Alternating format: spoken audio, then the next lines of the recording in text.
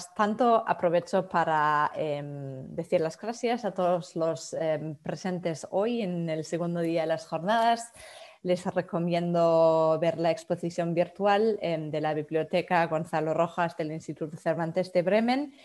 Y ahora vamos a hablar, como acabo de explicarles, sobre la visibilidad y la tradición y la representación de la mujer sefardí en el mundo cinematográfico y editorial. Y seguro que Ainhoa nos va a contar más sobre su documental Caminos de leche y miel, que más de 500 personas han visto desde ayer. Y hoy también vamos a estrenar otro cortometraje, el de Cristina, y seguro que nos va a hablar sobre su cortometraje. Bienvenidas. Sí. Muchas gracias. Muchas gracias por invitarnos. Hola. Hola. Sí, Pilar también. Sí. Pues antes de comenzar esta mesa redonda, me gustaría presentar a las tres panelistas en esta mesa redonda hoy presentes. Empiezo con Ainhoa Montoya Arteabarro. Nació en Bilbao, a los 13 años de edad se mudó con su familia a Madrid, cursó sus estudios en la Universidad Complutense en la Facultad de Ciencias de la Información. En 1998 se mudó a Hamburgo, donde realizó un estudio de posgrado en la Escuela Superior de Artes de Hamburgo. Tras realizar 4 largometrajes documentales y una documentación sobre el cementerio judío de Altona, Ainhoa continúa su actividad en la creación cultural combinándola con el puesto de subdirectora en un centro cultural. Aún reside en la ciudad de Hamburgo. Muchas gracias por estar aquí, Ainhoa. Gracias a vosotras por invitarme. Gracias. Y bueno, Cristina María Menéndez es una escritora, periodista y guionista de Madrid. Su escritura está empapada de realismo mágico, alentado por sus estudios de simbolismo y su interés por la alquimia espiritual del ser, la cábala y la psicología junguiana. Desde 2013 ha publicado diferentes novelas. Recientemente se ha embarcado en el guión y dirección de un documental sobre un lugar sagrado en Andalucía y su cortometraje Desde el silencio, mujeres judías en la España medieval, que a partir de su estreno, es decir, dentro de media hora, va a estar disponible durante 24 horas en el canal YouTube del Instituto Cervantes de Bremen. Y tenemos hoy con nosotros a Pilar Romeo Ferré. Ella es doctora en filología semítica. Se ha especializado en el estudio de los textos sefardíes del siglo XVI al siglo XIX. Actualmente dirige la colección editorial Fuente Clara, Estudios de Cultura Sefardí, de la editorial Tirocinio en Barcelona, que está enteramente dedicada a los estudios sefardíes. En 2001 obtuvo el premio Rivadeneira de la Real Academia de la Lengua Española. Sus publicaciones incluyen algunos trabajos que son cruciales para entender la historia de los sefardíes, por ejemplo, la Crónica de los Reyes Otomanos de 1998. Bienvenida, Pilar. Sí, para empezar esta mesa redonda sobre visibilidad y tradición, la representación de la mujer sefardí en el mundo cinematográfico y editorial, pues me gustaría plantear la primera pregunta a Ainhoa. Y mis preguntas son: ¿de dónde surgió la idea de dirigir y rodar un documental sobre la vida sefardí en Estambul? Bueno, pues yo provengo de otra disciplina, digamos. Como ya dije ayer, no soy lingüista ni me dedico tanto al judeo español. Yo he hecho varios documentales sobre la inmigración, en concreto española, Alemania, y me dedico un poco a mirar cómo la identidad de grupos se consolida y se transforma en esa migración. Entonces, bueno, llegué a la conclusión de que la comunidad sefardí en Estambul, en concreto en Turquía, era súper interesante porque para mí significa un grupo que ha conservado durante siglos la identidad con unas referencias identitarias que no están vinculadas a un Estado-nación, que es también lo que representa un poco a la comunidad judía en su historia. Ese trasladarse de países y no estar vinculados a un Estado-nación no impiden que esta identidad de grupo se consolide y se mantenga. Entonces, bueno, a raíz de estas reflexiones que yo tengo desde hace tiempo, llegué a la conclusión de que la comunidad en Turquía era muy interesante para observar esto. también hasta el punto que yo llegué a la conclusión de que incluso el idioma judeo-español, aunque desapareciera, que como se ve en estas jornadas no va a pasar, yo creo, pues tan siquiera sería un problema, porque yo creo que se va transformando de una manera que aunque fuera solamente, digamos, una referencia a un idioma que existió y que ya no existe como idioma materno, seguiría funcionando como una referencia identitaria. En fin, esta serie de reflexiones me hicieron fijarme en esta comunidad, en concreto en Estambul, porque además como no habían sufrido la Shoah tan directamente, pues tenías una observación a lo largo de generaciones que en otros países estaba totalmente cortada por la Shoah. Sí, muchas gracias. Creo que vamos a hablar más sobre los temas que has mencionado. Cristina, una pregunta para ti. ¿Cuándo te diste cuenta del silencio de la mujer judía en la península ibérica?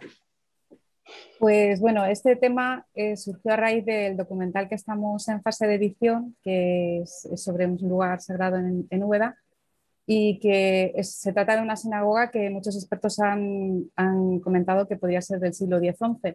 Entonces, tiene una serie de elementos, como era la galería de mujeres y la mikvé, que es el baño ritual judío, que me parecía que era el espacio para crear no solamente el documental desde la arquitectura y la geobiología, que es la intención, sino también desde el punto de vista de los espacios y quienes los habitaban. En este caso, la mujer judía. Entonces, se me ocurrió que no solamente en el documental, sino a través de un cortometraje como es Desde el silencio, podríamos visibilizar la mujer judía del medievo en la península ibérica a través de dos caminos que se entrelazan, pero que también dan una visión un poco por un lado, de la historia medieval, de la psicología junguiana, porque me gusta verlo siempre desde la simbología, también desde desde la psicología, como he dicho, desde la literatura, desde la música, de distintas vertientes, y además a través también de una especie de poema en prosa que ideé para este cortometraje, que habla un poco de esta voz de mujer desde el silencio, ¿no? Un poco de las tareas y del ciclo de la vida ligado a la mujer sefardita, la mujer judía, mejor dicho, en la península ibérica antes de la expulsión. Y ese fue un poco la idea, ¿no? Porque además el eje central de todas mis creaciones, tanto novelas como reportajes, siempre es la mujer, desde todos los ámbitos. Entonces, ese fue un poco el impulso que me llevó a hacer ese documental, que ha sido el primero de momento. No he hecho otra cosa. Pues esperamos ver más proyectos tuyos. Y Ojalá. Pilar, una pregunta. ¿Qué importancia tiene una editorial que se dedica a los estudios sefardíes, sobre todo para la gente que no está tan metida en los estudios sefardíes como nosotros, ¿no? Pilar, tienes que activar el audio, por favor. Bueno, pues lo cierto es que ya que se trata de una temática no demasiado conocida y que es eminentemente cultural, pues una editorial privada que dé cauce al conocimiento de obras tanto actuales como del pasado histórico y literario judeo-español, de por sí es meritorio, pero no me estoy echando flores. Yo quiero decir que no es una labor individual contra lo que pudiera parecer, y esto desde luego es lo más gratificante para mí como editora, pues es esa especie de cordón umbilical que se crea con los autores, hombres y mujeres, que han ido trabajando los temas y fortaleciéndose en la convicción de que merecían ser conocidas. Y sin ellos no hubiera sido posible hacer absolutamente nada. Y juntos hemos abordado, creo, un gran espectro de géneros literarios. Voy a darle al compartir pantalla para que el que luego quiera entrar y verlo pueda verlo. Pues, como veréis, aquí hemos editado novelas, coplas, textos clásicos sefardíes, poesía, teatro, textos de enseñanza, periódicos, temas sobre periódicos y prensa, memorias sobre el Meam Loez, que es la obra máxima de la literatura sefardí, y también memorias, como veis ahí, bibliografías, medicina, actas de congresos. Y bueno, como mencionaba ayer Paloma Díaz Mas, también hemos publicado los dos Quijotes que se conocen en judeo-español, unos fragmentos de unos periódicos de Constantinopla y una edición aljameada de los 8 primeros capítulos del Quijote. Yo no puedo aquí extenderme a enseñaros la web, pero sí que podéis, a través del nombre, podéis entrar y mirarlo, porque hay muchos enlaces con audios y con reseñas y entrevistas que os pueden resultar de mucho interés, porque son las personas que han trabajado los temas los que están respondiendo a las preguntas. Entonces resulta creo, muy interesante y muy instructivo. Sí, muchísimas gracias por estos ejemplos y pues te voy a plantear otra pregunta. ¿Nos podrías presentar un ejemplo, 2 ejemplos de obras escritas por mujeres sefardíes y editadas en la colección Fuente Clara? Pues mira, justamente este libro que está saliendo por aquí, que se llama En tierras ajenas yo me voy a morir, ahí es este. Lo que pasa es que no sé por qué saltan tanto, bueno, saltan para que las veáis, pero bueno. Pues por ejemplo, en esta obra, que tiene el subtítulo de textos contemporáneos en judeo-español, se incluyen memorias en forma de relatos, las memorias de las que ayer Paloma quedó un poco truncada y solo nos anunció que existían memorias de mujeres sefardíes, ¿no? Entonces ahí hay muchas de las mujeres que fueron citadas ayer, pues también hay relatos suyos, como por ejemplo Jamila Colónomos de Monastir, Clarice Nikoitsky, Gladys Pimienta, Gina Kamji, de quien nos habló Jelko Jovanovic, y también, este es un ejemplo, ¿no?, en este libro concreto, pero luego tenemos también en poesía, que es en la poesía sobre el Holocausto, que ahora no sé si lo voy a encontrar, aquí está. Tenéis esa magnífica obra del profesor Shmuel Rafael, Un grito en el silencio, la poesía sobre el Holocausto en lengua sefardí, en los que se incluyen numerosos escritos de mujeres sefardíes, y algunos de los cuales en ese momento estaban inéditos. Y también, bueno, evidentemente los trabajos y los libros en los que aparecen mujeres son muchísimos, y entonces, bueno, no los voy a mencionar todos, ¿no? Pero, por ejemplo, el libro de Elena Romero, el fantástico libro de Elena Romero, Y hubo luz y no fue tan buena, las coplas sefardíes de Purim y los tiempos modernos, donde la casi protagonista indiscutible es la mujer, que fue cuando efectivamente eran coplas en el momento en que la mujer, como vimos ayer, dejaba de pertenecer a ese mundo antiguo y entraba en el mundo moderno. Entonces, tanta luz, hasta dónde fue buena, no lo sabemos, y entonces de ahí viene el título de este libro. Vale, muchas gracias. Vemos que la mujer sefardí desempeña un papel importantísimo.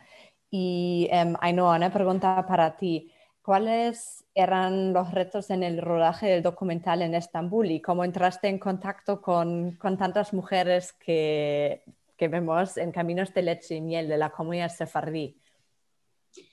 Pues los primeros contactos me los dio, como no, Michael Studemont Halevi, que habría que nombrarle, ¿no? Y bueno, a raíz de los primeros contactos que él me dio, pues fui a un primer viaje a Estambul y me puse a caminar y me puse a preguntar. Y bueno, algunos estaba claro que podía entrevistarles, pero otras mujeres fueron viniendo según iba yendo. Por ejemplo, fui a visitar el asilo y ahí pues me encontré pues una de las otras mujeres que luego entrevisto, ¿no? Y así fueron trayéndome a sus hijas, a sus tías, a sus primas, en fin, que se fue desarrollando así como una red de gente que estaba encantada de contar sus historias. Y bueno, me cantan, en fin, Karen, como no, Karen está claro que el que va a Estambul encuentra a Karen, ¿no? Y así fue, un poco una aventura. Hice varios viajes, el primero fue de contacto, un segundo viaje fuimos a grabar y bueno, el tercer viaje por suerte lo pude hacer antes de toda esta historia con el famoso golpe de Estado hace un par de años que se complicó la situación mucho y me alegré de poder haber grabado antes de ese momento. Sí, yo creo que tienes unas entrevistas estupendas en Caminos de Leche y Miel y porque hablan, ¿no? Las mujeres es como si no hubiera cámara ni nada. Y sí, solo un comentario, Pilar, ¿puedes dejar de compartir pantalla? No, no sé cómo. Vale, lo hace Emma, vale. Ahora, vale. Ya. Vale, perfecto. Perfecto. No, solo digo Es lo que que... estaba tratando de hacer y no Sí. encontraba. Bueno, estos son los retos de los la técnica encuentros virtuales, sí, pero yo creo que lo hemos conseguido. Y, Cristina, a mí me interesaría, pues, que yo ya he visto tu cortometraje, pero yo creo que la mayoría de los aquí presentes no. ¿Cómo ves el papel de la mujer sefardí, de la mujer judía en la península ibérica y cuáles serán tus retos en el rodaje del cortometraje? Pues el papel de la mujer sefardí y bueno, judía en este caso en la península fue muy importante como transmisora de la cultura, sobre todo lo ligado a los ciclos de la vida. Y eso es lo que he querido poner en valor en el corto documental. Un poco pues todo el tema de la alimentación, de los rituales de la boda, de la purificación, todo eso y a través de voces expertas, que para ello pues conté con la ayuda de mi editor, que es Miguel Sánchez, que pertenece a un grupo de música medieval muy importante, Alia Música, y junto con Consilia Musicorum, que fue un poco la productora que llevó a cabo, nos ayudó en todo esto, pues me dijo que hablase con Paloma Díaz Más, con la que hablé tanto para el documental como para el corto. Y también, por otro lado, hablé en Úbeda con Adela Tarifa, porque la mayoría de los rodajes se han hecho en Úbeda, aunque también en Madrid, en el Museo Lope de Vega. Y Adela Tarifa es catedrática de Geografía e Historia y es también perteneciente al Instituto de Estudios Jienenses y fue la que me recomendó hablar con María Antonia Bel, que es hebraísta. Y luego ya el resto de las expertas pues lo fui encontrando yo a través de la Universidad Complutense y un poco pues para perfilar el tema desde distintos puntos de vista. Y un poco pues los retos mayores a la hora de hacer el cortometraje fueron sobre todo la financiación. Lo hemos hecho sin ningún tipo de ayuda económica, eso sí, con ayuda, mucha ayuda moral y mucha ayuda en cuanto a mano de obra, por así decirlo, porque gracias a los espacios como la Sinagoga del Agua, que gracias a la familia Crespo López nos dejaron grabar, gracias al Ayuntamiento de Úbeda, Film Madrid, que nos dejó grabar también en el Lope de Vega, el Palacio Ventaja y toda la serie de magias que se dieron, porque realmente yo me encontré con que no teníamos medios, pero iban saliendo, no sabíamos cómo. Pudimos poner en valor la mujer judía, por un lado, y este documental que estamos ahora en fase todavía de edición. Pero lo más difícil fue eso.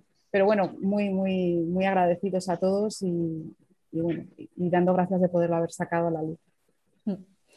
Sí, y una pregunta, porque dices que la música tiene mucho peso en tu cortometraje y que el editor y productor de Consilia Musicorum fue el encargado.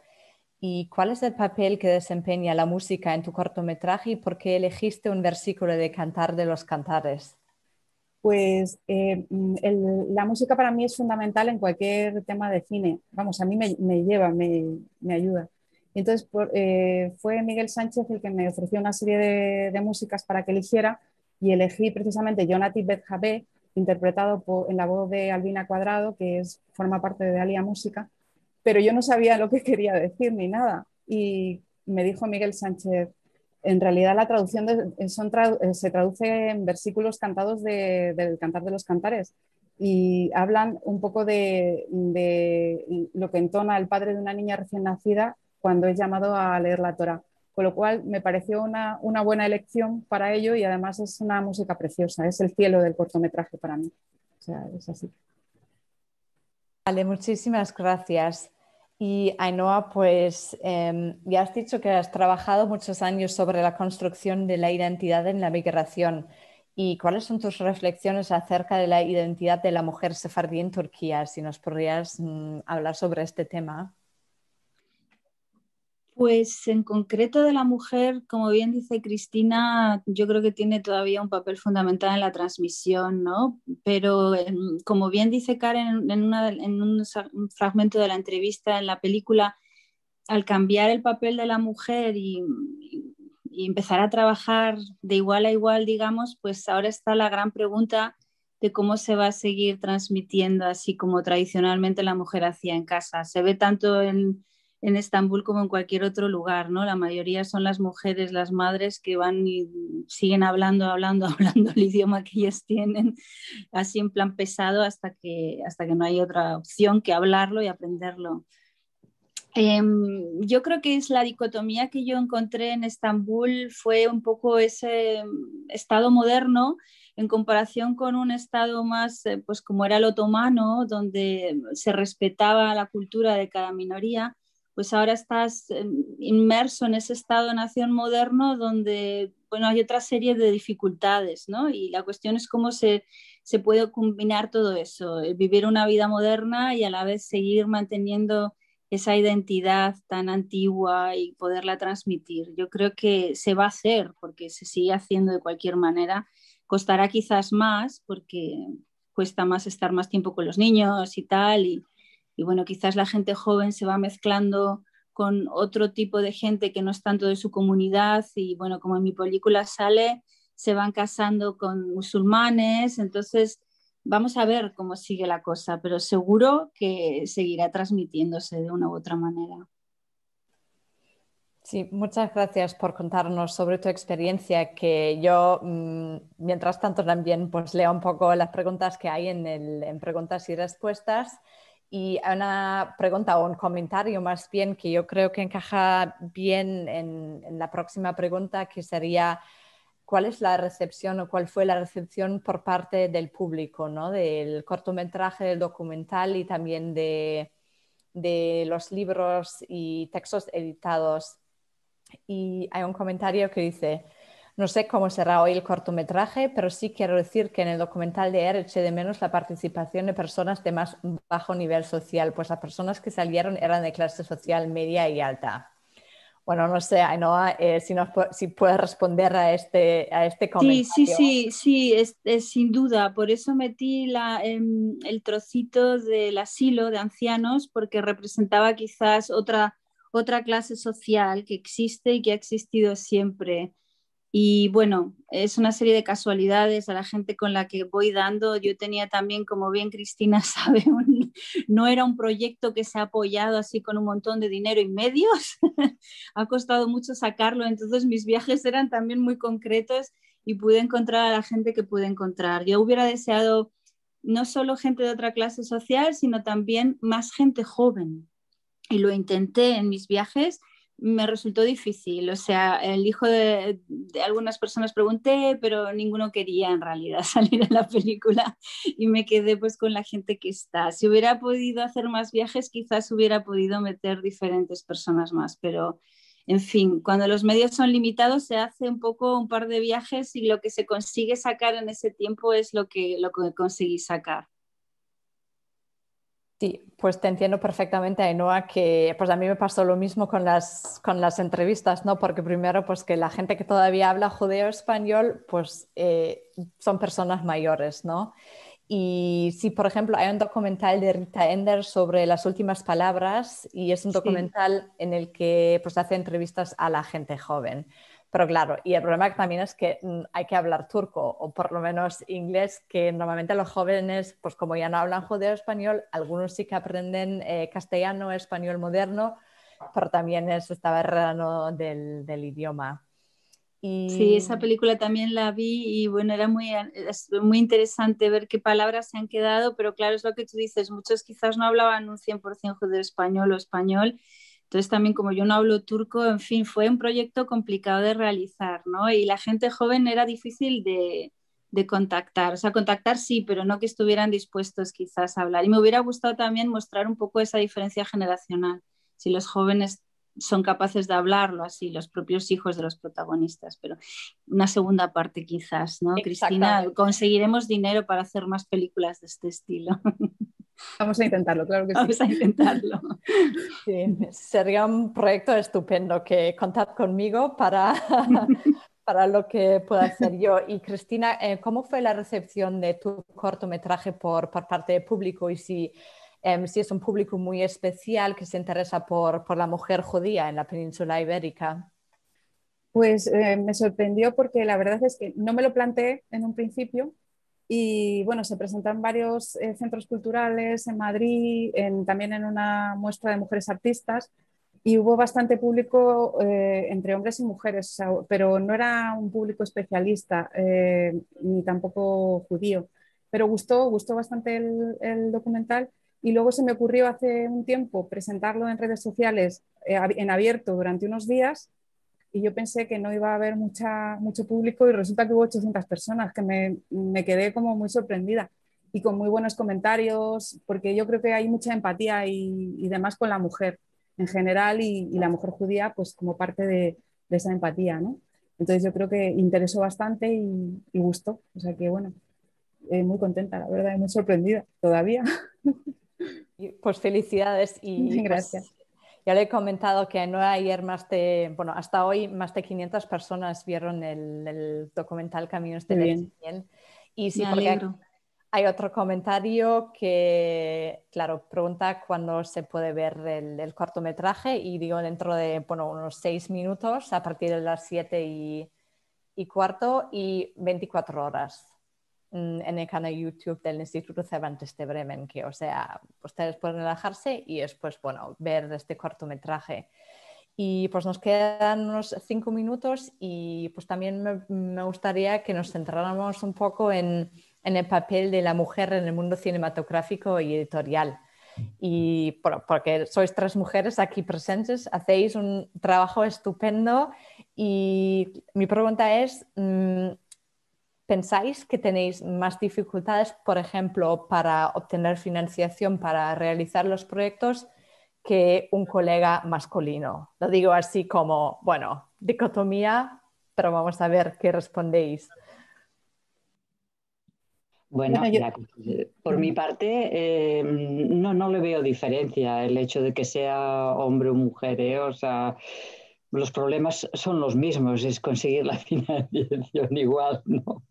Pero no le veo no he sentido nunca tampoco ningún tipo de rechazo ni comentario por el hecho de que fuera mujer, no, la verdad es que no, por suerte. Yo la verdad es que en la literatura, que como escritora no he tenido tanto problema, pero en el caso del cine, que estoy empezando, como soy muy novata, yo creo que también eso influye. Sí que me está resultando más complicado porque yo soy más guionista que otra cosa y para poder vender tu guión es complicado, es bastante complicado. Yo no sé si tiene que ver con que seas mujer o no, pero realmente como no sea algo muy comercial, es muy difícil, muy difícil.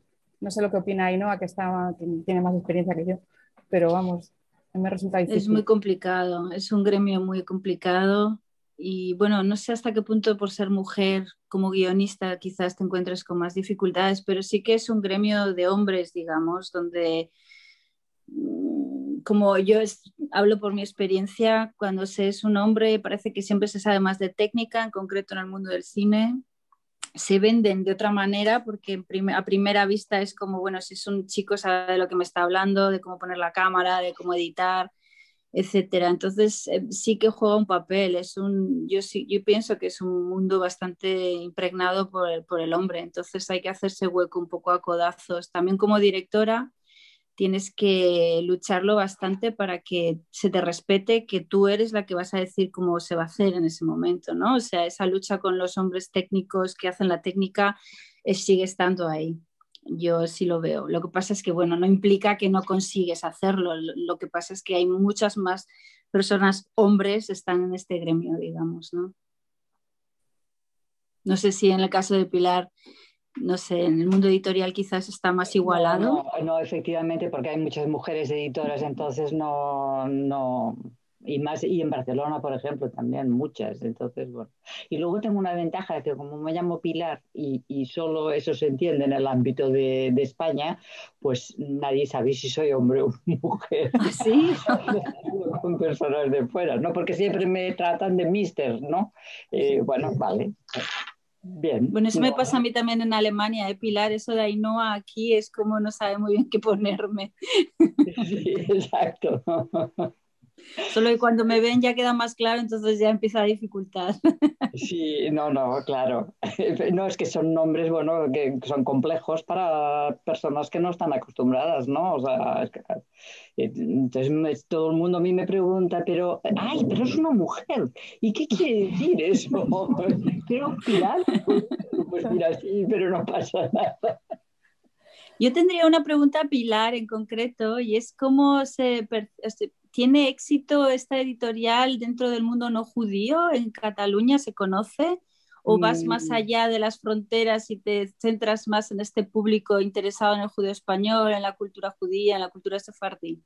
Bueno, mira, yo te puedo decir que al principio, efectivamente, bueno, vosotros decís lo que os ha costado de hacer una película, pero a mí también me ha costado y mucho, sangre, sudor y lágrimas poder llegar a donde hemos llegado.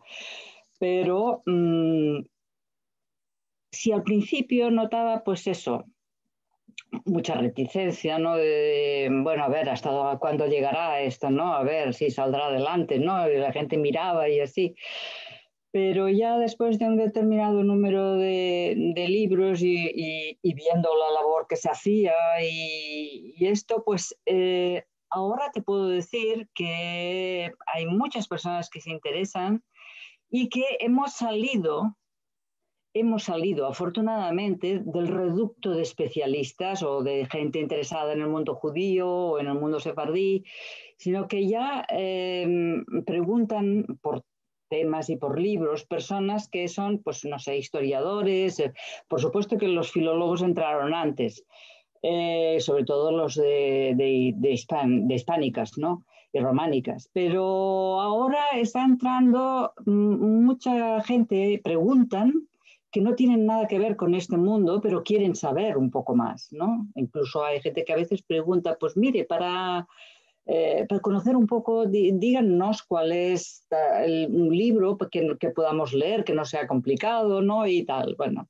Pues sí, ahora yo creo que ya se ha salido ya del reducto del mundo judío, afortunadamente, porque creo que, como se ha visto entre ayer y hoy, el tema es lo suficiente interesante como para que pueda implicar a muchísimas más personas, ¿no? O por lo menos desde el punto de vista solo de conocimiento, digamos, ¿no?